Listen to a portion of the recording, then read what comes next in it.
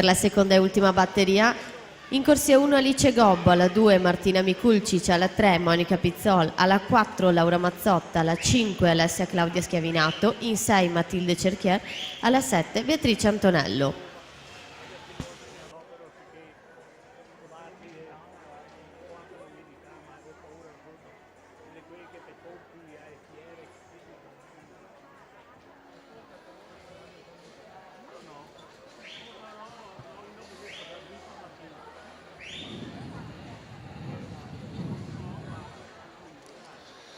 Prima batteria Durana Salute, il record di Serena Mometto 2:31,34.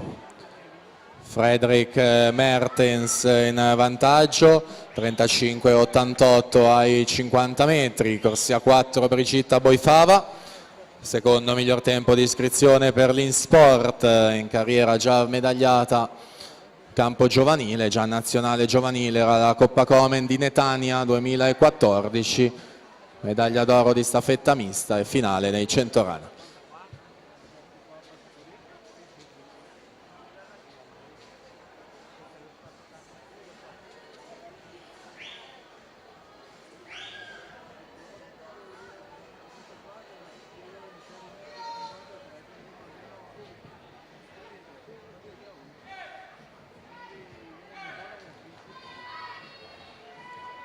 Ancora Fredrik Mertens a condurre, 40,35 il suo terzo tratto di 50 metri, Brigitta Boifava 40,03.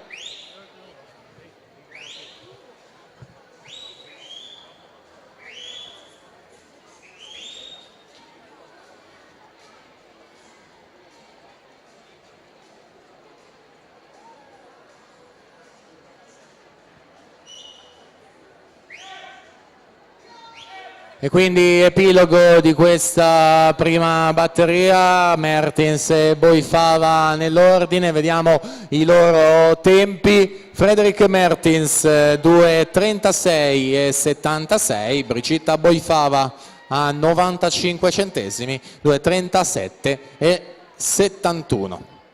Questi quindi i riferimenti, proseguiamo con la seconda e ultima batteria femminile.